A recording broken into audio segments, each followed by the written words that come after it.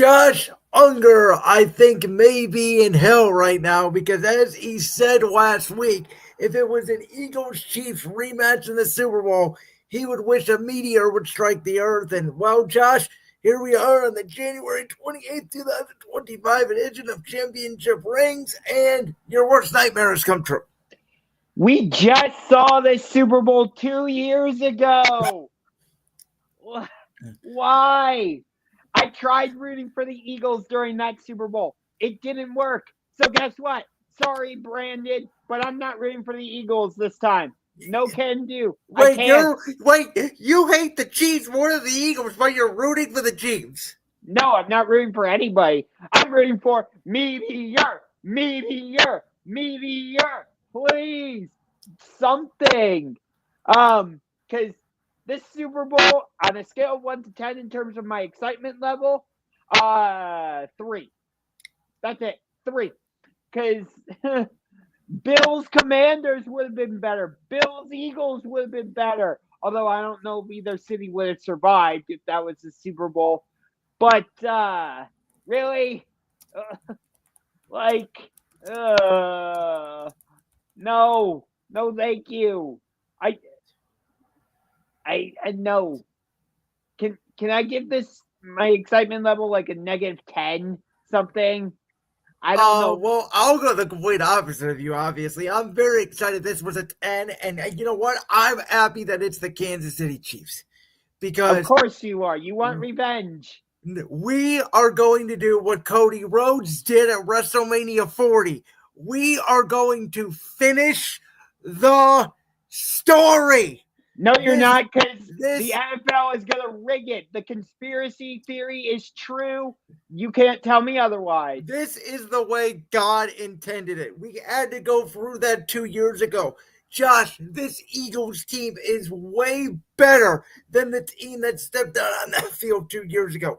We have the best defensive tackle in football in Jalen Carter. We have, in my opinion, the defensive rookie of the year. Excuse me, I'm getting all worked up. In Quinyon Mitchell. We have the assistant head coach of the year in Vic Fangio, who turned my defense from 30th overall in the league to 1st overall in the league. We have a potential defensive player of the year in Zach Bond. This team is better than the team that stepped out on the field 2 years ago. If you say so. But the NFL is going to rig this in favor of the Chiefs.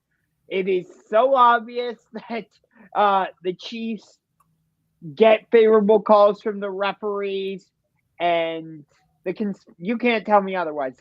I fully believe in this conspiracy theory, and the referees suck up to Mahomes. It is ridiculous.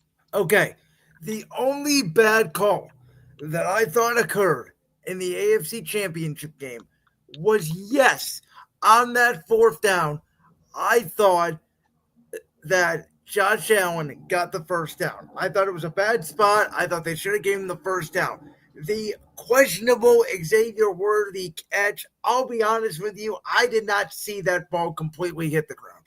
I thought they had to stay with the call on the field there, which obviously Ty goes to the receiver. I don't think calls in that game is what allowed Buffalo to lose that game.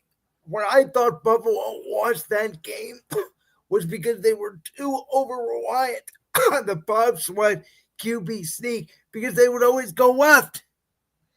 That is true.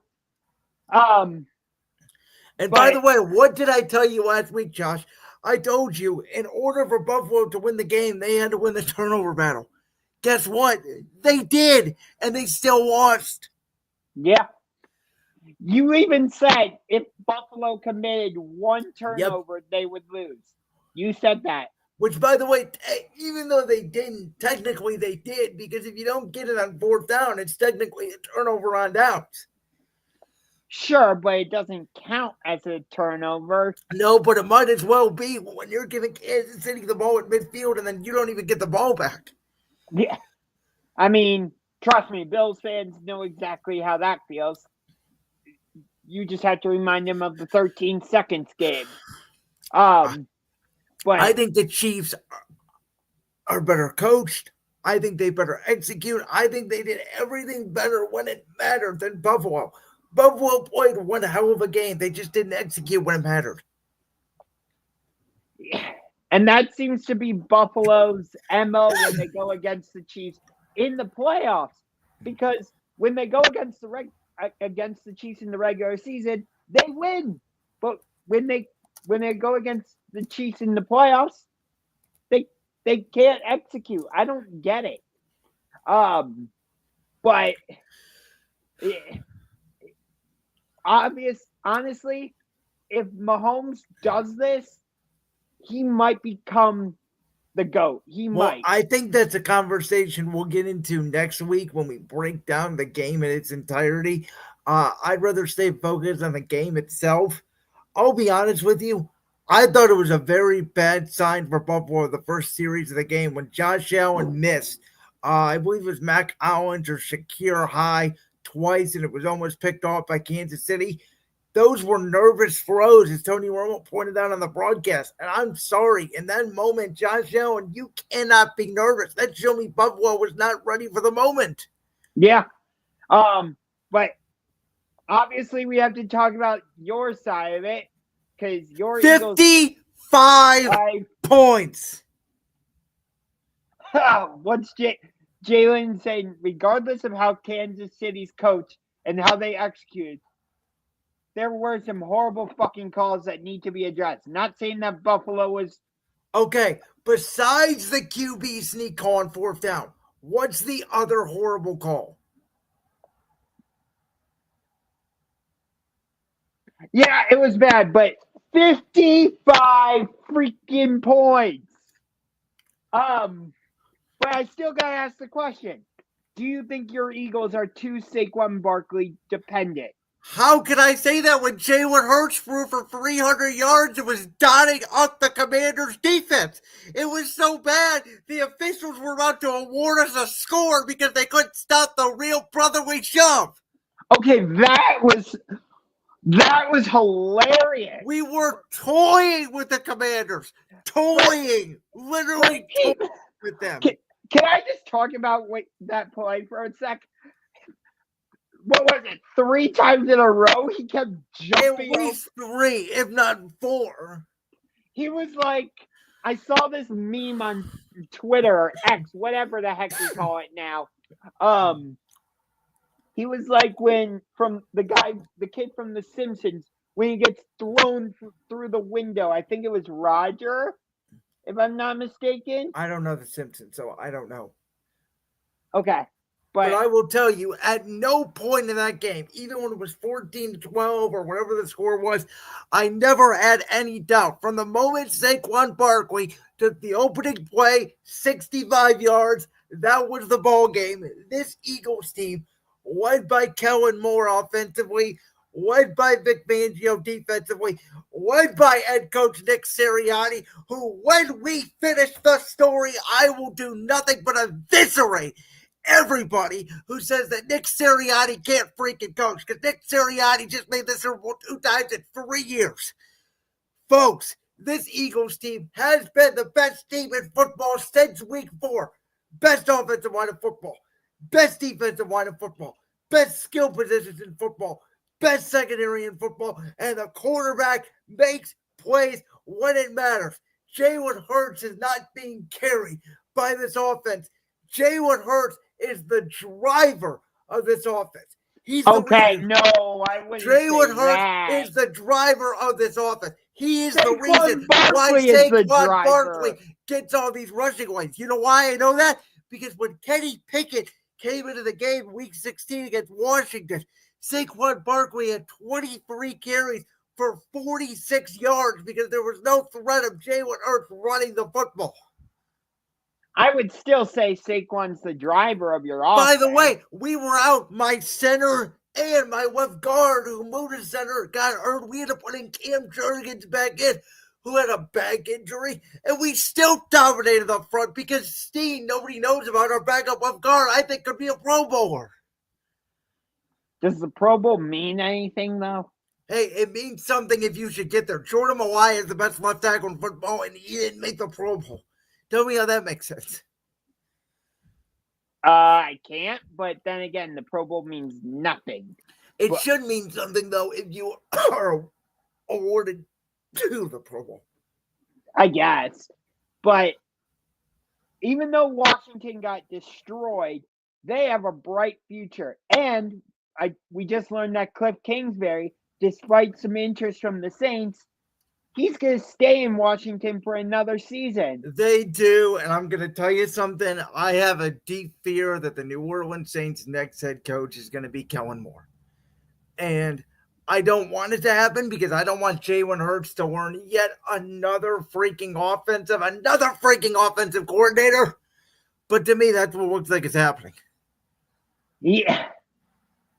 It's so weird that the Saints are the last team remaining without a head coach, but hey, my division rival hired a guy who hasn't called plays in 10 years. I'm okay. Yeah. Oh, we can talk about that. Let's go ahead. We got some time. You know what? Just go ahead and dive into it. I don't care. I'll make a topic bar. Go ahead. What are the Cowboys doing? Honestly, what are the Dallas Cowboys doing? Jerry is saying, oh, yeah, we're going all in.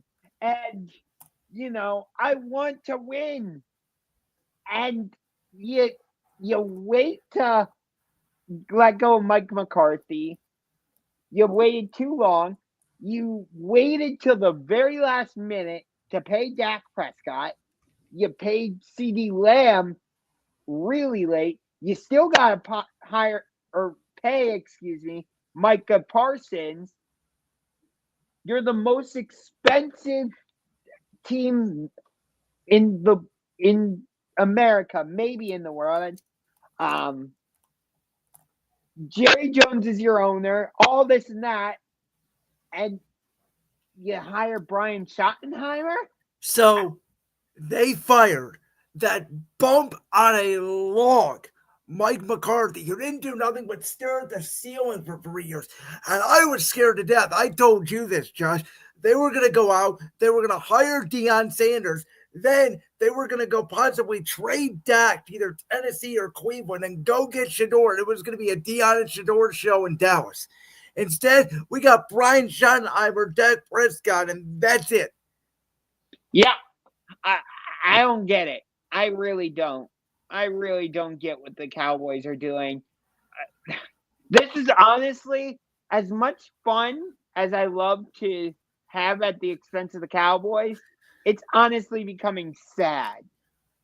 Because, the two times Jerry Jones relinquished control and really allowed the head coach to do what he's, meant to be, if you get what I'm saying there, it was Jimmy Johnson and Bill Parcells. What ended up happening? He fired Jimmy Johnson, and Bill Parcells ended up saying, no, I don't want to be in this situation anymore. So that should tell you everything. And I don't know if you saw his press conference or not. He literally said hiring him was a mistake, pretty much. Yeah, and he was saying, nobody's ever taken a risk like this.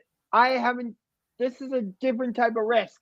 So you're telling me hiring Jason Witten to your coaching staff isn't a risk? Wait, did that happen? I didn't hear that. I thought it was official, but maybe I'm wrong. Or at least considering Jason Witten to be your head coach isn't a risk. I heard that. That might be what it was. Hiring Jason Garrett wasn't a risk. What are we doing here? What are we doing? I don't get it. I don't get it. By the way, so Brian Schottenheimer, everybody knows him obviously as the son of the great head coach Marty Schottenheimer.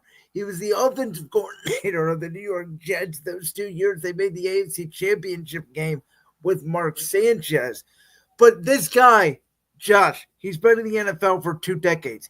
He only has one head coaching interview in his whole career. It was this one. Yeah. Like, I didn't hear his name being mentioned for any of the other job openings. And they never have been. Yeah. By the way, before we get to our guest here, can I tell you a quick story? I don't know if you know how the Philadelphia Eagles came to the decision to hire Nick Sirianni. Why? What does this have to do with the Cowboys? Because it's a little bit of an awkward story because Nick Sirianni was on the beach. If you remember, he was the offensive coordinator for the Indianapolis Colts. Like Brian, he was a non-play calling OC when Frank Reich was there. Well, Jeffrey Lurie and Howie Roseman wanted to interview him, and Sirianni was on vacation, and he didn't have any suit clothes. So Jeffrey Lurie and Howie Roseman literally showed up to the interview to make Nick Sirianni comfortable in beach clothes. Holy crap. That's how Nick Sirianni became the head coach of the Philadelphia Eagles. Huh. Okay. And with that, we're going to transition here to baseball, and it's time to welcome in for the first time to championship rings from Voltage Live, our very own Sean Fitzgerald. And also OHIO, baby, Ohio State undisputed champions. There we go. How's it going? Welcome to your first appearance on Championship Rings, Voltage Live contributor. It's going good, and it's good to see both you guys. It's been a minute, man. It's just been a minute, and I'm going to just play a little spoiler here for everyone. Brandon's coming on the next Fitz on Sports podcast. I'm just going to say that right now. Look forward to it. It's going to be a fun one. It is going to be a really fun one. Yeah, I texted Fitz as I'm basically making my media rounds for anybody that has a podcast that wants to dive into the Super Bowl with me. And so with that being said, Fitz is a baseball, astute, I would say. This guy knows Fitz baby. Fitz-Adamus. This guy knows everything, the ins and outs of baseball. And me and Josh were not the biggest baseball guys in the world. So I wanted to bring Fitz on to talk about the MLB Hall of Fame because the class has been announced. Yep, you've got Ichiro Suzuki and CC Sabathia, first ballot Hall of Famers. Both got in pretty easily. And finally, Billy Wagner, one of those hard-throwing relievers, one of the best relievers in baseball history, finally got in on the 10th ballot. Should have been in sooner, but sometimes the voters and the trends and all that, some guys just fall short. Some guys like him just need that little extra push. It used to be 15 years for people who had eligibility for the ballot, but back around the time that the steroid era folks started to come on, they shortened it to 10 years from 15. But, one of the guys that, everyone was talking about was Ichiro, and maybe could he be the first position player to gain unanimous entry into the Hall of Fame? And you know what my stance is on this. One voter didn't vote for Ichiro. There were 394 ballots. Only one dum-dum didn't vote for him. And look, I know that Babe Ruth wasn't unanimous. I know that Derek Jeter wasn't unanimous. I know that there are hundreds of baseball players. Wasn't unanimous either.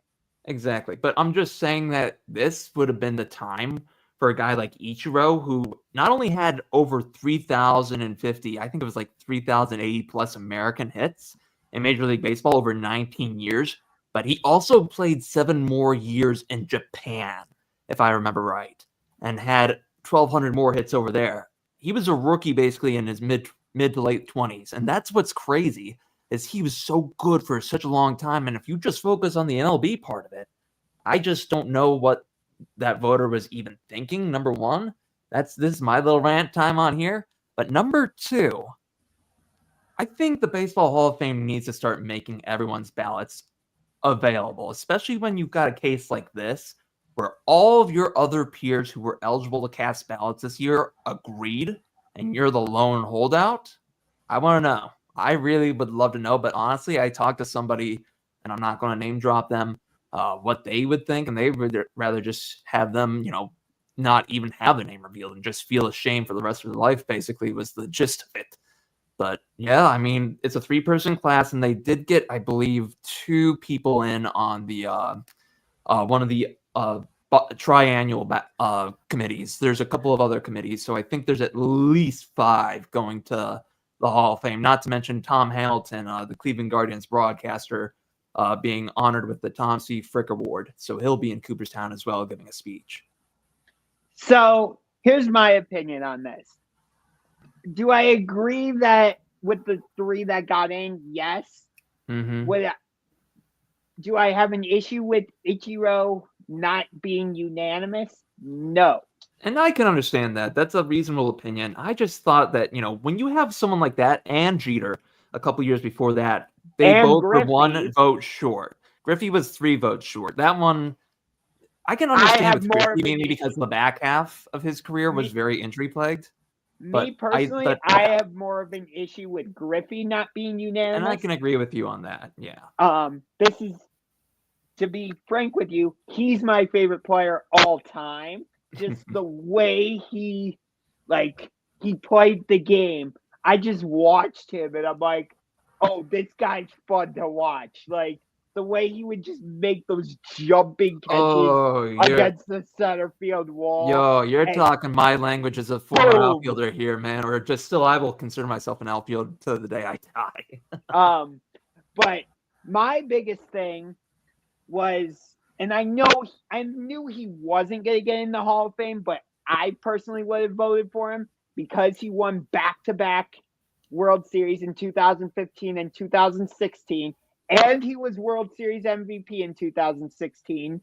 And he was kind of the guy that started the whole utility man revolution that we've got going on in Major League Baseball now.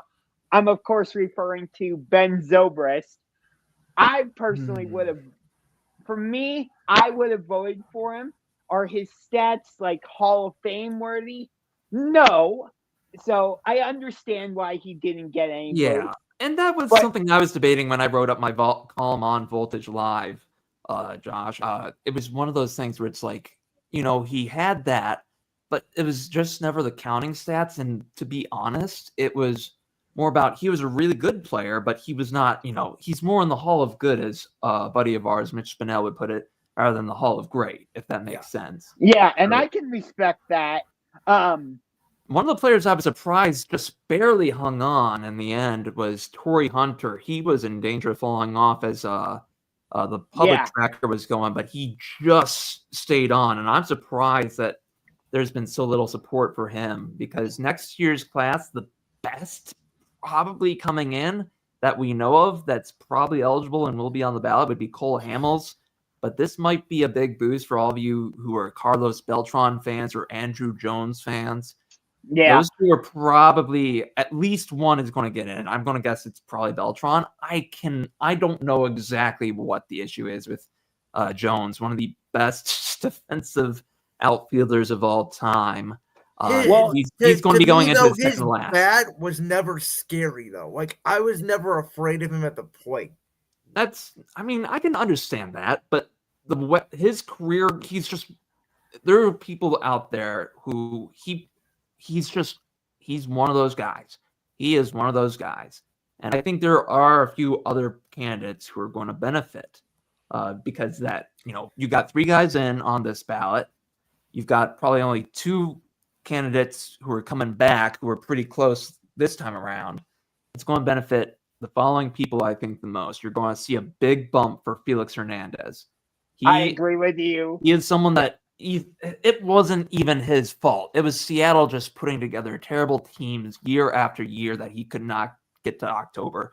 And the one time he got close, they blew their chance. Wait, he never pitched in a playoff game? Because the thing is that the Mariners and people, that's why sometimes I have trust issues with them a little bit. I thought he pitched in a wild card game. No.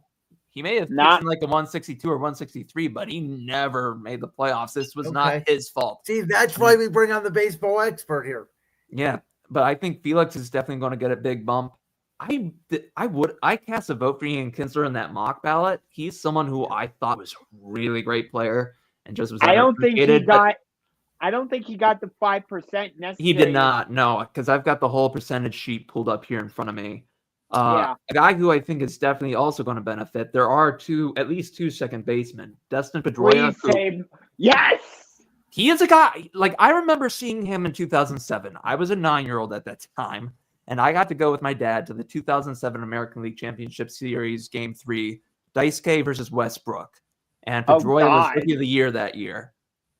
Pedroia is one of those dudes. Like, I think it was either 2017 or 2018, one of those 2 years. So he'd already had reached about 10 years of service time, or he got injured in the middle of one of those 2 years, and he was never the same. But those 10 years where he was one of the league's best second basemen, I think he's going to get in eventually. He should. And if he doesn't, it's a shame on the voters, really.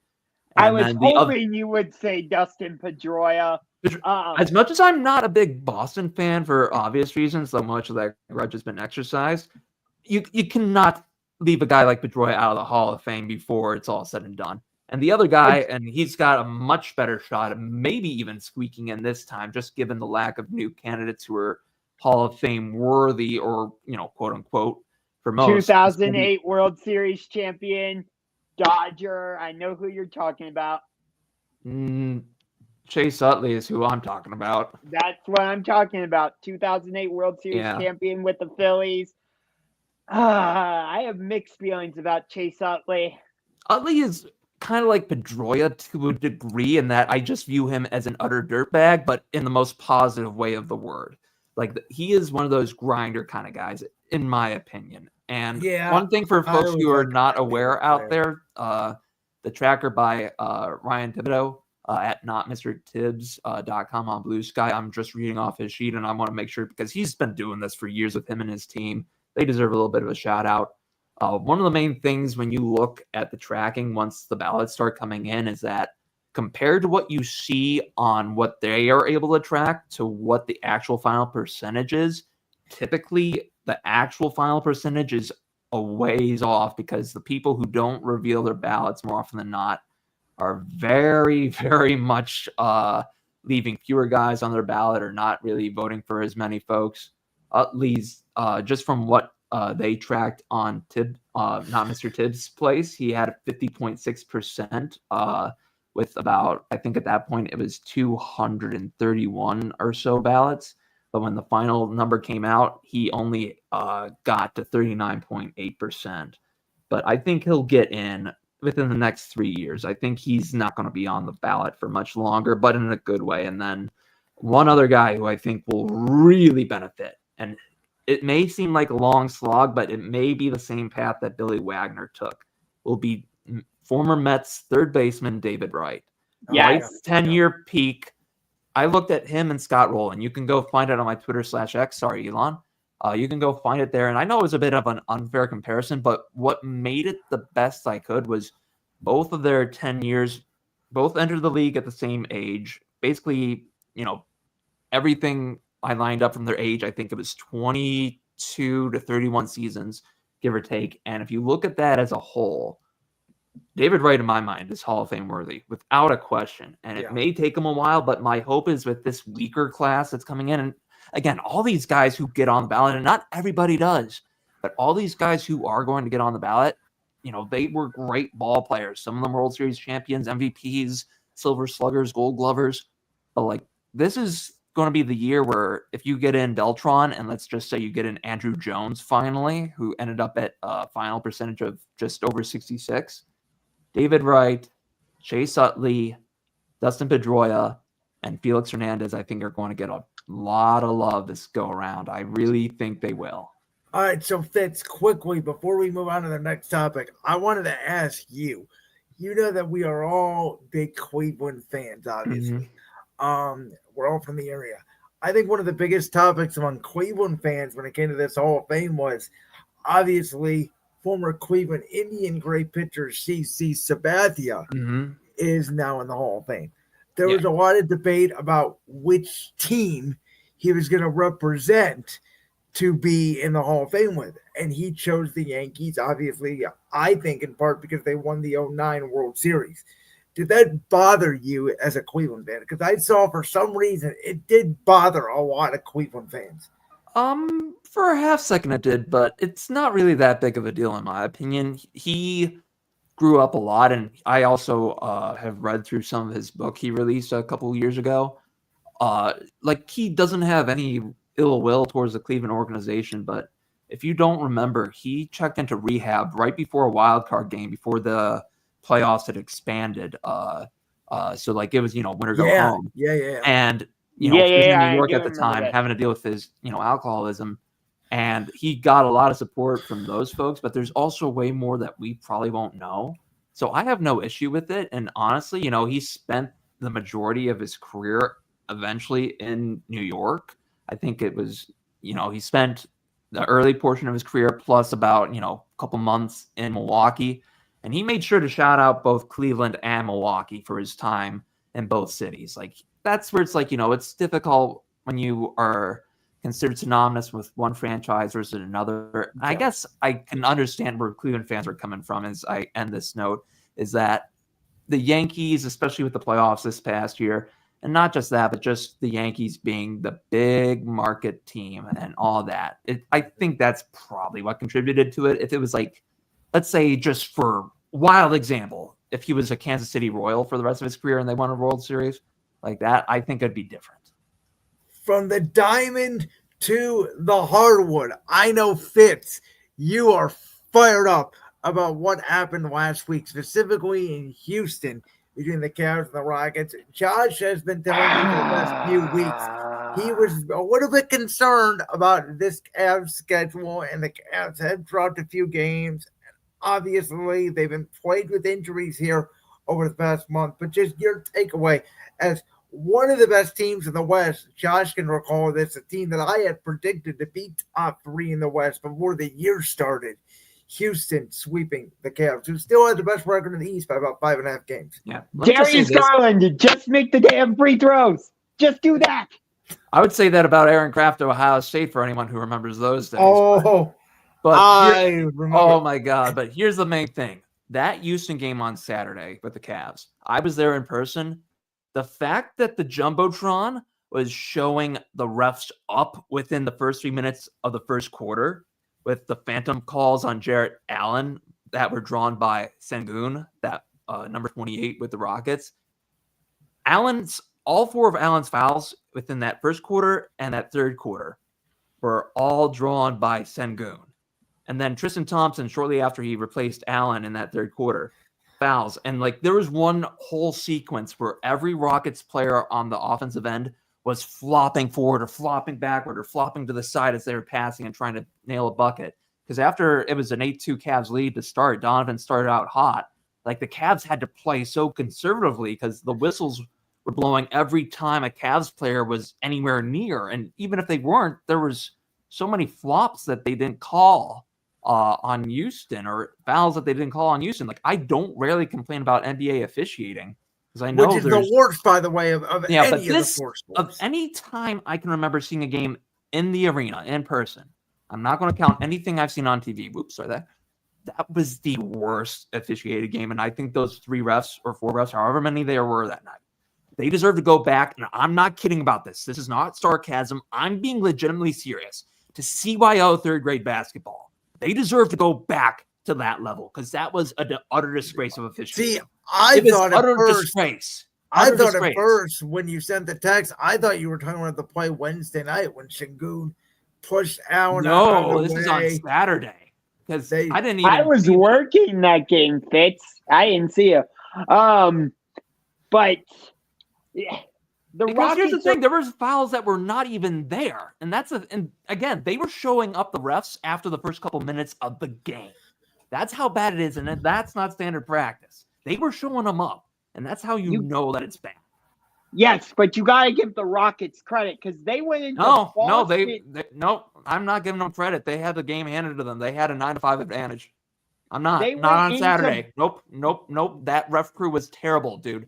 Do you know how many free throws before I left the game was? Houston had taken 27. Cleveland had only got 10 by the end of the third quarter. Well, I'm sorry. Some of that has to be you're being the more aggressive team because Cleveland didn't shoot that many free it was because of the anyway. phantom bullshit. I'm not kidding, Brandon. This was But phantom if bullshit. you're going to be the more aggressive team, you're going to get the more calls. It's But just the way also, the if you NBA look at officiating the is. media on the Cleveland media and some of the other media who were tuned into that game on social media, they were slamming the refs. They were slamming them. I'm not denying the officiating. It wasn't aggressiveness, dude. They were the refs. I'm not even convinced that they were not paid under the table. This is me again. This is just being a little bit silly to some extent, but it was so bad that it just looked like they were paid off. This is my thing. It's one game out of 82. Yeah, and that's the thing, is that it is one game, but I want to make sure that those refs are put on blast. That was a horrible display, and if they are in the postseason reffing at all, I would be very upset if I'm a team and if they're on any Rockets games. They should not ref a Rockets game again. So, Fitz, you know this because I told you the last time you were on Fitz on Sports, and Josh knows this because I've been saying it for the past month on this show. The Cavs were going to go for a stretch at some point this year. They were going to lose 2 or 3 in a row. Some of them they were going to get blown out by. They were going to lose by 40. They were going to lose by 50 because they just couldn't shoot that night. And everybody in the internet was going to go online and complain and say, this team isn't for real. They beat up on bad teams. And those people are all bandwagoners. I don't believe it. I still think this Cavs team, now I get it, the Golden State record that I thought was potentially in reach. That's how well we were playing a month ago. It was not. Even despite people thinking that, I would rather not see the Cavaliers. Listen, I don't. I'm with Sean. Because you have the pressure. You have everything is in your head at that point. As an athlete, it's in your head. If by you the go way, 72, with how impressive both the Cavs and Oklahoma City have been this year, it just shows how impressive that Golden State season was. Yeah, I mean, I'm fully on board with you on this one. I'd rather the Cavs go for a championship instead of trying to break the Warriors all the time. You can do both, though, because, and this is what I've told you guys before, the NBA is not like the MLB. Do you want to know some interesting statistic? Hold on, no, I'm about to give you an interesting statistic, so hold on. The NBA obviously does not have wild cards. I get that. But do you guys realize in NBA history, there have only been 2 teams in the history of the sport that have won the finals that have not been a top 3 seed? Let's see. I know who one of those are, and that's annoying me to death. It wasn't Dallas in 2011. No, Josh, I'm surprised you don't know this because I've told you this now like 4 times. Let me think. Because I was going to say it like this. A 1-1 was way before any of us were born. Our parents may not have been born before. Oh, God. I think I have an idea, but my mom and dad were both not alive when the first time it happened. My dad might have been alive, but my mom probably not. It was 1960. Oh, my parents were both not alive then. The Boston Celtics with Bill Russell. They were the 4 seed. The other, our siblings might have been alive. Josh, you might have been alive. I'm not totally sure. What was it? Wait, the 2004 Detroit Pistons. No. Who would it be? It was before the 2000s, so it was in the 1990s. I'll give you that hint. Was it in 98 by any chance? No. I know. I just had to ask. 90. I'm trying to remember who won it. I can't remember either. But here's a little thing is that, just going back to the record thing real quick. Did you guys know that under the 16-game NFL format, no team that went 15-1 has won the Super Bowl? None of them? None of those 15-1 teams won a Super Bowl? It's good. Well, and I see the Kansas City Chiefs as that 15-1 team, albeit a bit of a different one, but they basically play their backups in that regular season finale. I think their record's 15-1, and I think that the Eagles are going to win the Super Bowl, my friend. This comment is not right. This comment is wrong. No, the Bulls not the Chicago Bulls. It was the year before. It was the second year that Michael Jordan left the sport. It was the year he it wasn't the came Rockets, back. was it? Was it? It was the 1995 Houston Rockets with Akeem Olajuwon, who was hurt most of the year. They were a top 3 seed. He got hurt midway through the year. Mm-hmm. They dropped to the 6th seed. So historically, it will tell you that if you are not a top 3 seed, you do not win the NBA championship. Mm-hmm. There have been some teams like Miami a couple years ago in the 2000 Knicks that have made the finals, but nobody's ever won it. So, so the NBA regular season, even though I don't love it, even though I think there's too many games, and we'll dive into it a lot more because we got to move on to our next segment. But bottom line is, I think the Cavs are still a great team. Yeah, they still are, and people don't worry about the losses. Look, the main thing is that Donovan Mitchell, Darius Garland, a bunch of your big guys, just in terms of star potential, they're healthy or healthier or getting healthy. That's a big thing. You haven't had to play them a ton, and now that you've had some of your depth tested, you're able to use them a little bit more, but still, you're able to still figure out some rotations. You have a lot of wiggle room to play with right now, and I think Cavs fans, take a deep breath and relax. All right, folks? All right.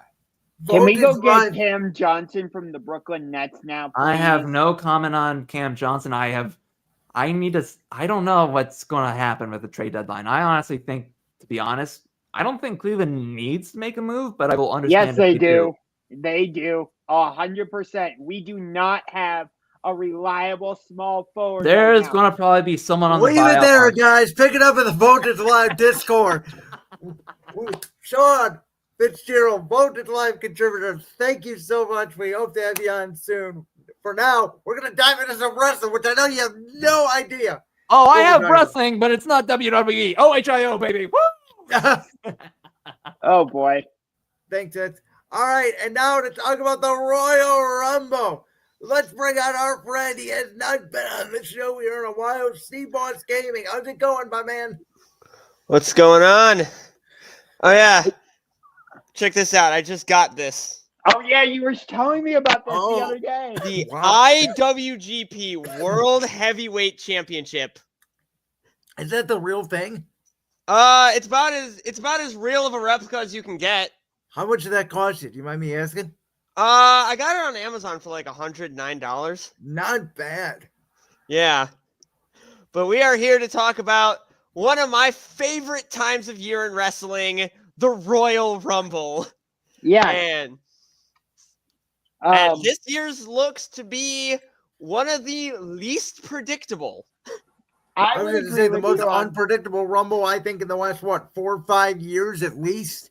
Yeah, I think like the only other one I could think of that I didn't have any prediction for was the 2022 men's. But I don't think anyone could have predicted Brock because he was already in a match earlier that night. I'm pretty sure the women's one feels kind of obvious. It feels like they're going to have Charlotte Flair win it and go after Tiffany Stratton. But I could absolutely see that. But I feel like there's some other names you could bring in. You could bring in a Becky Lynch. You could bring in those are the two for me, Becky and Charlotte. I think it's one of those two. Undoubtedly. Okay, it's SeaBoss. It's interesting you brought up Becky Lynch, and I heard this theory the other day. I don't remember where it was, but the theory is they did this on purpose to have Charlotte Flair announce that she's going into the Royal Rumble to keep Becky Lynch a surprise. Basically, it's that WWE talked to both of them and said, one of you needs to say that you're going into the Royal Rumble so that we can keep the other one a surprise. Yeah, and I think Charlotte was more rumored to return anyway than Becky. Like, Becky's been rumored to return, but Charlotte was more specifically for the Rumble itself. So you might as well announce her ahead of time because it was basically out already. Right. You know what's been funny about this Royal Rumble is anytime a wrestler gets a microphone, I'm declaring for the Royal Rumble. Like you had that segment on SmackDown last week. Well, that's how they used to do it back in the day. It's sort of a throwback. Yeah, right. But what I'm saying is you had that segment on SmackDown where Bianca declared for the Royal Rumble. Naomi declared for the Royal Rumble. I think Liv Morgan declared for the Royal Rumble. Raquel, I think, declared for the Royal Rumble. Nia Jax declared for the Royal Rumble. Who else was in that ring? Oh, let me think. Candice LeRae. You had a microphone right there. Yeah. All you had to say was, I'm declaring for the Royal Rumble. She didn't say anything. Nothing. And then I heard Penta on Raw also declared for the Royal He did. Rumble. Yes. I think a lot of the surprise entrants this year are going to be from TNA. I agree. But I don't think there's going to be very many at all. Like, I'm thinking 2 to 3, and I thought about this over the last couple of years. I think eventually, like, the roster right now is so stacked, you could make a case they may have to expand the Rumble. I could see that. They have tried a 40-man Rumble before, but that was one of the worst. But the year they did it was one of the worst years to do it. One of the least stacked rosters. Yeah. Yeah. I do think the Rumble's eventually going to become 2 nights. Which but honestly, that's the one thing about the Rumble is it's like, even though there's only 4 matches on the card, both of these Rumble matches are taking at least 2 hours. Yeah. And I will say this. I understand why Charlotte Flair would be the favorite, and I do think she's going to win. But if it were up to me, I would not have Charlotte Flair win it. I would have the former NXT Women's Champion, who is, I think, feuding with Bayley right now on NXT, Roxanne Perez. I would have her win the Royal Rumble and then challenge Rhea Ripley. Come on. Tell me that match at WrestleMania. That's not a WrestleMania match. Oh, come on. To me. Roxanne hasn't even been on the main roster yet. How are you going to put her in a world title match at WrestleMania? Like, right. That's kind of like too early of a push. I think that match has the potential to steal the show. But again, you have to understand, I know you don't book for the casual audience. Like, that's the thing. Right. At WrestleMania, you kind of book for the hardcore fans. You guys know this about me. When it comes to Mania, I'm all about booking. What is the match that we can best possibly get that we can sell to anybody out there?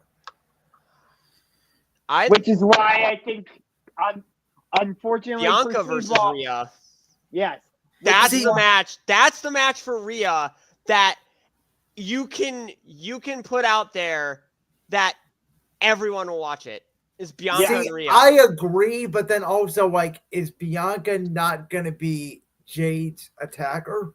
No, because it's going to be Naomi. I have it as either Bayley or Naomi.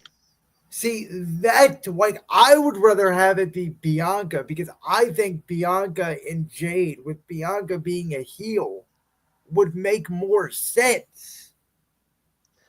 I think Bianca, her case is, I don't think you could turn her heel. She's way too over with the crowd. Everyone loves her. It's kind of like Edge. They tried to turn Edge heel. That was different because he came back from a 9-year-long injury. Me and you have sort of talked about Randy Orton with this as well. Like, dude, can they turn Randy heel again? Will people boo Randy again? Like, I don't know. The other one, Rey Mysterio. They cannot turn him heel because too over with the kids. Yeah. Well, we talked about the New Day, and here they are. Well, here's the thing. The New Day, when they turned heel, they sort of lost their momentum. I personally feel like Bianca is not the star she was over 2 years ago. Like, I think you can justifiably turn her heel and get Jade the babyface reaction that Bianca was getting because Jade is over with the crowd. She's been over with the crowd since day one. Right. She was over with the crowd in AEW as well. Yeah. Tony Khan just booked her wrong. But yeah, he kind of over pushed her with that whole Goldberg streak gimmick, and it just didn't work. No. Like, the thing, though, with the Women's Rumble is, Like, if Charlotte doesn't win it, I really am like, if it's not Bianca, because like I said, I don't know if it will be, who do you have Rhea face then at WrestleMania? Because she has literally faced everybody. Like, Rocky. You could put her against Bailey, but that's face against face. like my thing is like, do they by chance run it back with her, Becky, and Liv and do a triple threat and tie up that storyline? Like, That's not the triple threat I want. You could. Has Rhea faced Nia? she just did Yes. on Saturday Night's Main Event. Oh, okay. And she faced her Nia. last year at Elimination Chamber in Perth. Exactly. Oh, that's right. She did face her at Elimination Chamber. So no, They could do Naomi. I don't think those two have ever interacted outside of War Games. I've seen a lot of speculation of like Io Sky against Rhea. I'd like to see Io against Rhea, but again, that's face versus. Is Io a face? I don't know. She is now technically, yeah. Okay. I don't know what to make of damage control, so I can't really say Injured. That's what you make of damage control. Yeah. Injured. Yeah, that's Half of them are injured. The other half, I don't know. That's why I'm like Bailey should have never split from the group. If there's gonna be, I know we all are gonna feel like Jordan Gracie's gonna be a surprise from TNA in that match. She officially signed with WWE. Yeah, she officially signed with WWE. I could see it like a Masha Slamovich, the current Knockouts champion. Yeah. I could see who else? I think I saw Cora Jade is going after Masha Slamovich. I think I saw that. Yeah, because they're like the whole NXT TNA crossover stuff. Yeah. Like I said, me personally, I would love to see Roxy go against Rhea Ripley. I think that I would wouldn't do it at Mania. I wouldn't do it immediately. Like, give it a while. I'd say that's a SummerSlam match. To me, Roxy versus Rhea is a Mania match, but that's just my. But to me, it could be a Mania match next year. Like give Roxy some time on the main roster. I don't remember anybody ever getting a world championship match at Mania that debuted at the Rumble. Like, that wasn't a mainstream name. Like, Ronda Rousey, would be an example of like a mainstream name that got hot shot of the Mania.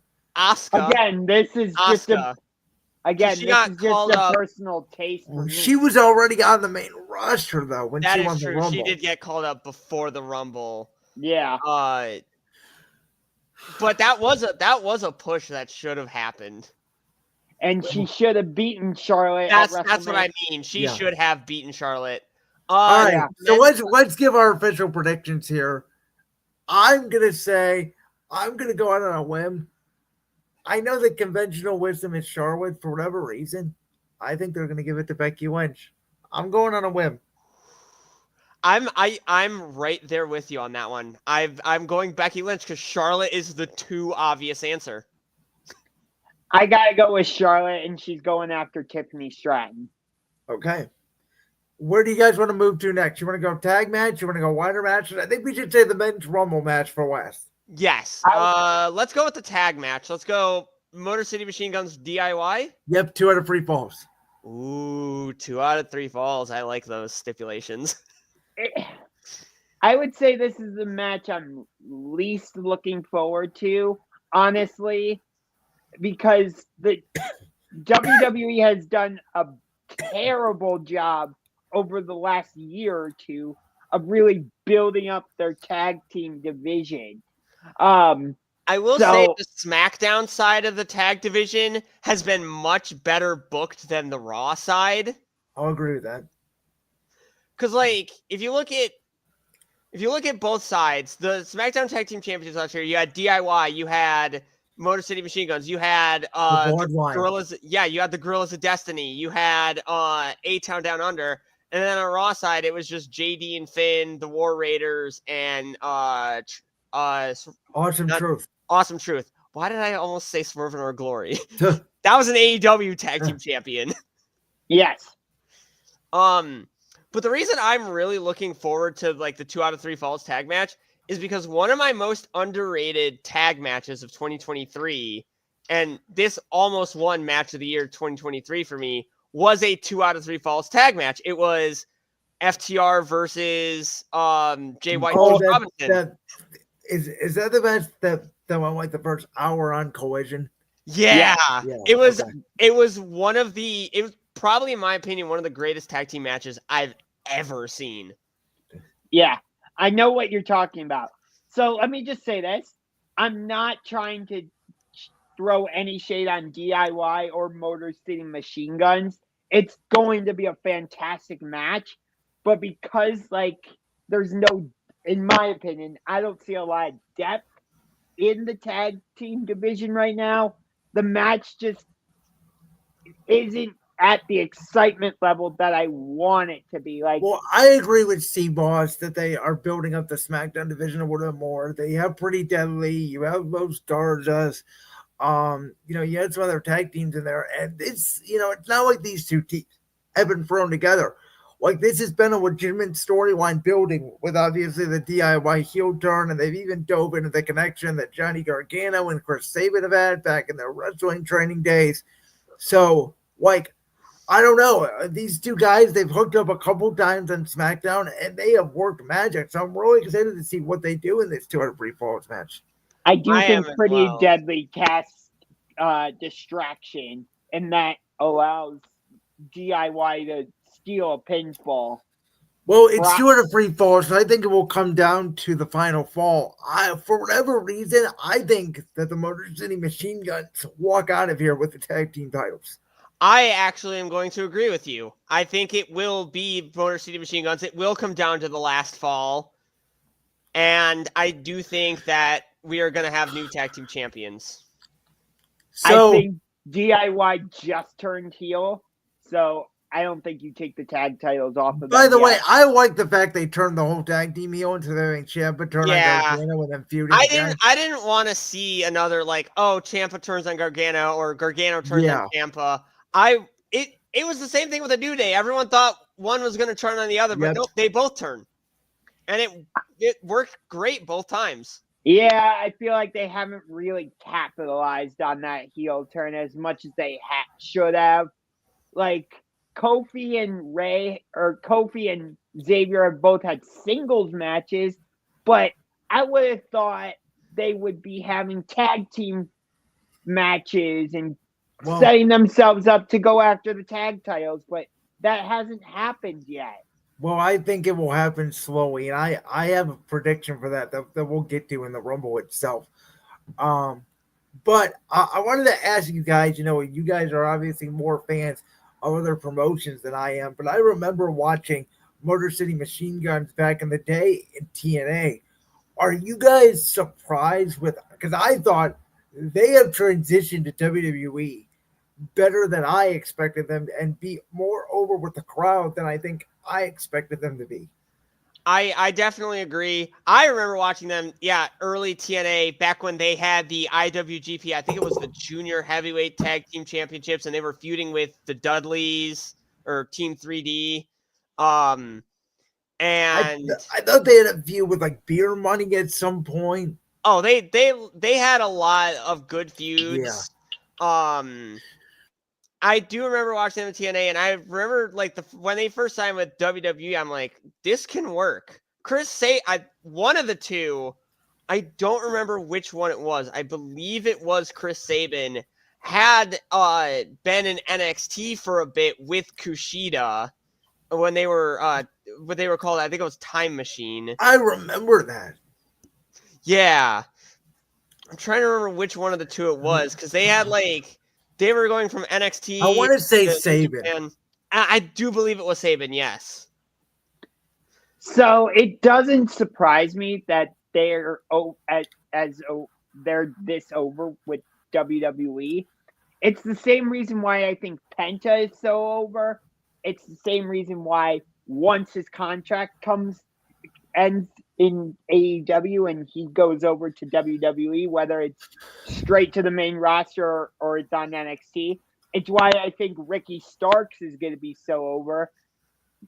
I get that WWE doesn't want to acknowledge AEW as competition, but it's helping them at the same time because if it wasn't for AEW, I don't think fans would have popped as big for Penta. I don't think fans would have popped as much as they did for the Motor City Machine Guns. Hell, it helped Cody Rhodes finish his story. I mean, let's be honest. They do acknowledge it. They just do it indirectly through promos where they take shots at wrestlers that were there and and are not there. But do you understand my point though? Like, I do. Yes. While AEW is a rival, like if it wasn't for AEW, I don't think fans would pop as hard for Motor City Machine Guns or Penta. Those are the two best examples. That's because WWE is just taking most of their characters that they were in AEW for the most part and enhancing them and giving them to the masses and giving them opportunity and more time on television. Right. I think the only one that changed their character and their name was Lexus King, because over in AEW he was Brian Pillman Jr. But in terms of the ladder match, my let's get into it. I know how you feel. I gotta tell you what, that promo exchange, I don't know if you guys saw it last night on Raw between Cody Rhodes and CM Punk. I think, I'm not giving my prediction for the Rumble winner, but I think we're setting up something down the line here with Cody specifically. I don't think he's going to lose this match. A lot of people want Cody to lose the championship, and I understand why. What I think nobody is talking about, there's two things that I think nobody's talking about. Number one is, does Randy Orton interfere, and who does he screw? The other thing is, what if Orton doesn't show up, and Kevin just grabs the Winged Eagle title, and Cody grabs the Undisputed title, or vice versa? Because they have specifically said, in order to win the match, you have to grab both championships. Well, Kevin Owens may think he only has to grab the one championship, get off the ladder, think he's the champion, and get screwed again. And here's the other thing. Sami Zayn is probably going to get involved in this match in some way based on what Kevin Owens has done the last 2 episodes of Raw, getting involved with Sami Zayn's stuff. But I am fully on the Kevin Owens train. I want it at WrestleMania. Triple threat match. Kevin Owens as the WWE champion taking on Cody Rhodes and Randy Orton. That match is dripping in story, and it would be awesome. Josh, I know that's what you want. I believe it or not, I think there's a 0% chance it happens. I don't think that's the Mania direction. I don't either. As much as I would like Kevin Owens to win, because he deserves a proper world title reign, I don't think he's going to win it. I genuinely don't. I think Josh is going to buy a KO with right shirt. Yeah, because he is right. He's right in everything he has said. And I'm not saying that as a Cody Rhodes hater. Cody teaming with Roman, that was a slight at Kevin. 100%. So, and I love this. My 2 favorite characters in WWE right now, Kevin Owens and Drew McIntyre, because they are speaking the truth, but they are both doing it in such asshole ways, and I'm loving it. Like, if they don't go in the triple threat direction, I'd love to see Kevin Owens and Drew McIntyre team together. I don't know who they would face in a tag match, but if you have the 2 of them join forces, that would be so good. Well, I kind of feel like Kevin Owens is going to face Randy Orton or Sammy again one-on-one at Mania. That's kind of how I feel. I'd like to see that singles match, Kevin and Randy. That would be a fun one. It was supposed to happen at Crown Jewel, and then it didn't. That's right, because Kevin Owens attacked him. Yeah. That is correct. So like the Sammy involvement to me, like why do I kind of feel like Sammy keeps losing to Drew because he's gonna eventually beat Drew at Mania? I could absolutely see that. Drew and Sammy, that's a fun Mania match. And Sammy fight, and again, maybe we have a stipulation on it because we've seen the match so many times, but I feel like they made such a big deal about Sammy not being able to beat Drew. There's gonna be a payoff at some point. It was the same thing with Jey Usos. Like all those times that Jey and Drew fought, like Drew kept like pulling out the win by any means necessary, and then Jey finally got his win on the Raw Netflix debut. But yeah, I think if they do it with Mania this year's in Vegas, right? Correct.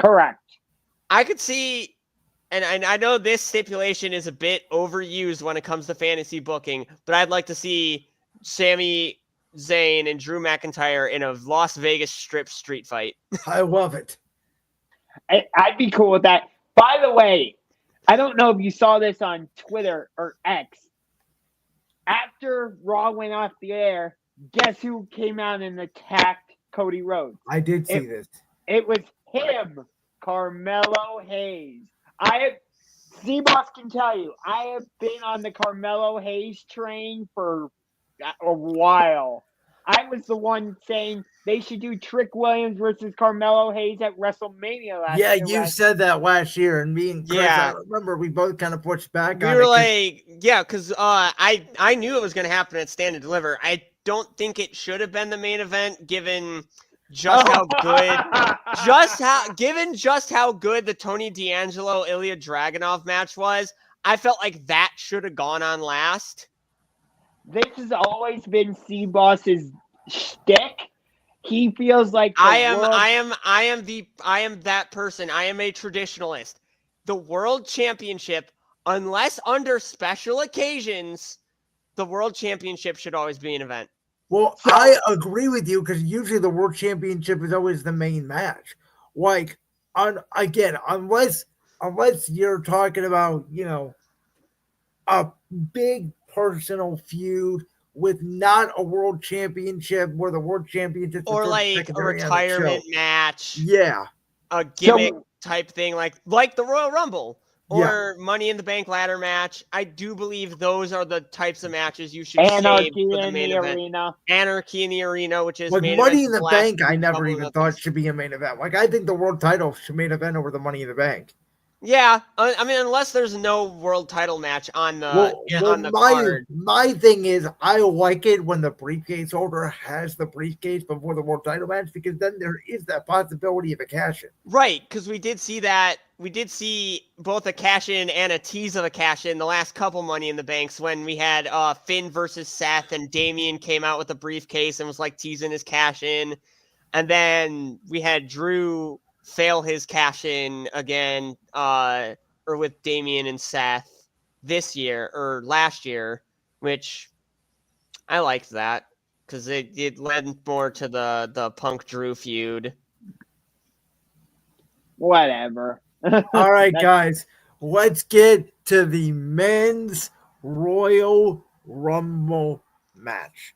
So I think there are about 5 to 6 people who could win this match. I definitely agree. I could see Cena winning it. I could see Punk winning it. I could see Drew winning it, going after Gunther. Yeah. I could definitely see like maybe I don't want to say Randy unless Kevin wins, but Seth could win it.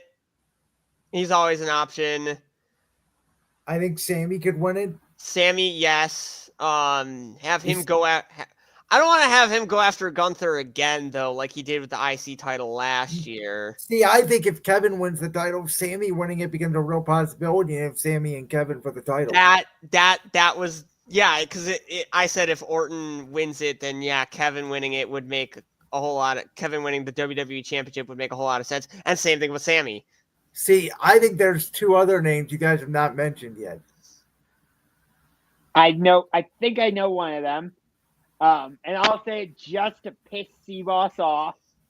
Logan Paul. No, not at all. No. He has no chance. No chance. That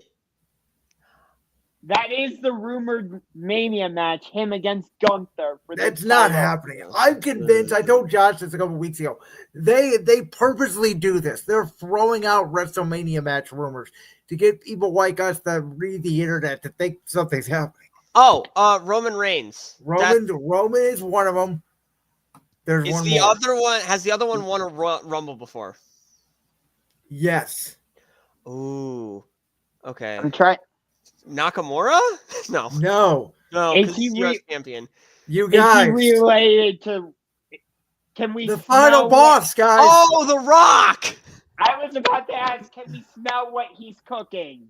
Because I'm thinking like recent Royal Rumble winners, and then it's like no, The Rock. The Rock won it in 98, I believe. 98. Yes. So, guys, for me, this all comes down to whether The Rock is working WrestleMania or not, and we will find out this Saturday at the Royal Rumble. This is what I believe could happen. I've told Josh this for months. I think it's very possible we're going to get a triple threat match for the main event of night 2 between Cody, Roman, and Rock. I believe Roman Reigns is going to win the Royal Rumble. The Rock's music is going to hit. He is going to throw Roman Reigns out of the ring. He is going to declare that he used his TKO board power to be entrant number 31 in the Royal Rumble match. The Rock is going to win the Royal Rumble. And we're going to set up a Rock, Cody, Roman triple threat match for the night 2 main event. John Cena then will go on. He will win the Elimination Chamber and he will challenge Gunther, where he will lose that match for the World Heavyweight Championship, and he will continue to chase number 17. Maybe like if they do another King of the Ring this year, have Cena win King of the Ring and then go right back after Gunther for so SummerSlam. my prediction is, I told Josh this too, John Cena is going to win Money in the Bank for the second time. And this time he's going to cash in on Gunther. He's going to win the world title that way. Ooh.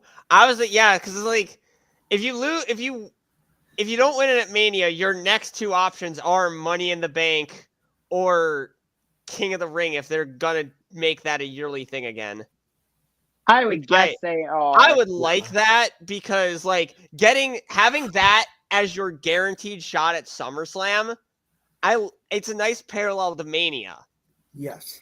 It's the same thing AEW is doing. If you win the Owen Hart Cup, you get a title shot. Right, you get the shot at All In, but they don't have like an earlier one. If they just have just random casino gauntlets scattered through that, Ospreay wins. Yeah. So, or you have Tony Storm win, and then wait, I'm not actually a rookie. I called that. That's the main reason I watched Collision on Saturday is because I wanted to see that. Because this whole time, I'm like, she is not amnesia. She does not have amnesia. She's not playing the part of a rookie. She is acting the role of rookie Tony Storm, and she's going to reveal herself to Mariah May, and it's going to be amazing, and it was. I will say, I think it would have been better if she had kept her rookie persona and revealed it at Grand Slam. Oh, so like saved like the timeless music. It's like Mariah May comes out first because bingo, and bingo, then you got timeless Tony Storm's music hits. Or better yet, it starts out as like the traditional Tony Storm music. The rocker. And yes. And it transitions, and you're like, oh, she's coming out as the rookie version of herself. Stops mid-song, timeless Tony Storm hits. There you go. I like that. I like that.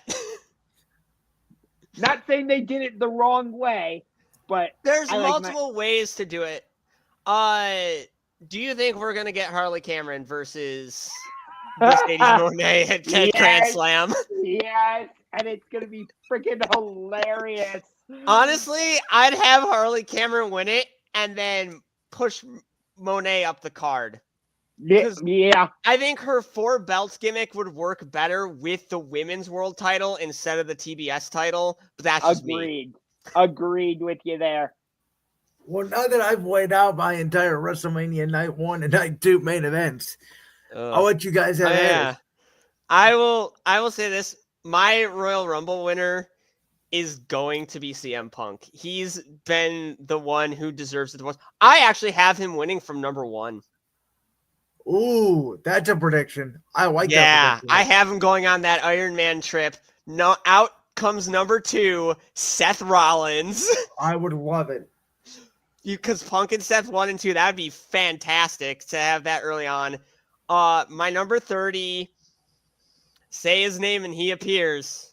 I believe it will be Joe Hendry. Okay, I like that. The TNA World Champion. Yep, I do believe that there will be 3 TNA wrestlers in the Men's Royal Rumble. I do believe that it will be Joe Hendry, Josh Alexander, and Nick Nemeth. Ooh, FKA Dolph Ziggler. I like the Nick Nemeth back. I'll say something about the Men's Royal Rumble that I think we're gonna find out. If you guys have been paying attention to this announcer thing at this Corey Graves thing and Pat McAfee, it's going to be a work or a shoot. I think Pat McAfee, with it being in Indianapolis, is going to be a surprise entrant in the Rumble. I think Corey Graves is going to be a surprise entrant in the Rumble. He's going to eliminate McAfee, and I think we get Graves and McAfee at WrestleMania. I'd love to see that because they have been teasing that for like 2 years now. They gotta get it done. Yeah. I also have Graves as a surprise entrant. Here's a surprise entrant that I do think that we will get. So Kofi and Xavier are in the ring doing their heel bit, and I'm gonna say it like number 20 or something. Big Yes. And he eliminates both of them. And that's how I think we get the New Day triple threat at WrestleMania. Big E, Kofi, Woods. Maybe they all reunite after that. Who knows?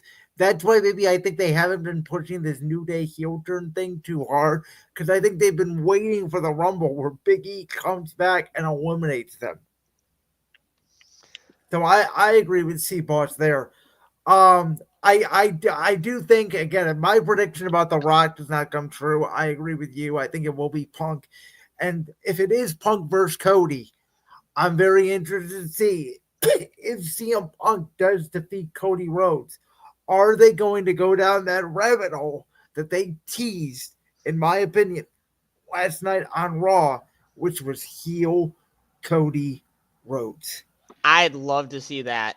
One more surprise entrant I have is because we haven't seen or heard from him in a while, I think, in like at least a couple weeks. But I think that Demon Finn Balor will show in the Rumble. Ooh. Okay. So I just looked up the Knicks schedule and the Pacers schedule because we've seen Tyrese Halliburton and Jalen Brunson, yeah. The Knicks are at home on Saturday, so there goes that prediction. The Pacers are also at home on Saturday, so I wanted to... Unless it's an early day game. Well, the Pacers one is at 5 p.m. Yeah, no chance. No chance. So, unless the game finishes before the Men's Royal Rumble. So I was going to predict the two of them being surprise entrants into the Royal Rumble because that would just be fun, and they have been involved on WWE stuff in the past. So, Josh, what's your pick? We haven't heard your pick. Okay, in terms of my pick for the Rumble, no, I'm not going with with Punk. Absolutely not. We know Josh's hate for CM Punk. Yeah. And I am a CM Punk fan. Best in the world, baby. Chris, I don't know if you saw this, but Liam was giving me a ton of shit in our Discord server last night because of the Cody Rhodes CM Punk stuff. But in terms of my pick, I gotta go with Drew. Just the way he's been speaking the truth and cutting these promos, it feels like it's Drew winning it. But who do you have him go after? Do you have him go after Gunther or do you have him go after Cody? Cody. Okay. That's if Cody wins the retains Right. the championship. See, I feel like if Cody retains, the options are Cena, Roman / Rock, or Punk. Right. If KO wins, your options are like Sammy, Randy. You could have Punk in there. You couldn't throw Seth in there for maybe Cena. Like Cena's always a viable option. Cena's always a viable option. One thing I have to ask both of you: does Brock return in the Rumble? Ooh. I don't have Brock Lesnar returning in my Rumble. You know what? I thought about this last night because when they were revealing the cover of WWE 2K25, there was a lot of Brock Lesnar references in Heyman's promo when he kept saying the one in this, the one in that. And also Drew referenced it when he was talking about the 2020 Rumble and eliminating the Beast. And that's how we got. So, you know what? I mean, I don't know. You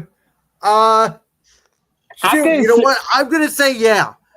I think that with all this stuff, it sounds like everything that went on with that lawsuit. Part of it sounds like it's gone away. Part of it is still intact, I guess. It sounds like Brock though has been cleared of all wrongdoing. I'm gonna say yeah. I think they keep referencing him indirectly. I'll say this. I think it's going to be a yeah. I wouldn't be surprised if it happens. I don't think it's a definite no. I don't think so. But I will say there's another guy who's been injured since War Games. And he loves to hit tsunamis. No, he won't even be back for WrestleMania, bro. He already said he's got a broken foot. Oh, you're right. Darn, I wanted Bronson Reed. I wanted Bronson in this. I'll throw one more guy that's returning because I saw this the other day. I don't know if it's going to happen or not because I'm shocked if it does because I thought he was going to be out for a lot longer. The phenomenal one. AJ Styles. I have AJ in my Rumble. I'm actually going to change my Rumble pick. Not Drew. I'm going with Jey Uso. Yep, main event, Jey Uso. See, I would love to see him and Roman start the Rumble. That was my other pick to start. If it wasn't gonna be, if it's not Punk Seth, I'd like to see it be Jey and Roman. Or Roman and Seth. Or Roman and Punk. Or you could have it be Roman and Jacob. Yeah. I would love to see Jey Uso win the Rumble and main event WrestleMania. I think Pat McAfee would have a heart attack. Yeet. I think Michael Cole would have a heart attack. All right, guys, we got to wrap it up here. Thank you guys so much. Thank you, SeaBoss. Thank you, Josh, for coming on. SeaBoss, we'll have you on again soon. Josh, we come back next week on Championship Rings. We're previewing the big game. Fly, Eagles, fly, baby. Meteor. SeaBoss, I don't know if you know this. I'm a big Philadelphia Eagles fan. I told Josh to start the show, just like Cody Rhodes at WrestleMania 40. We are going to finish the story. I'm praying for it because I do not want to see the Chiefs win again. All right. Thanks, guys, so much. We'll see you next time on Championship Rings.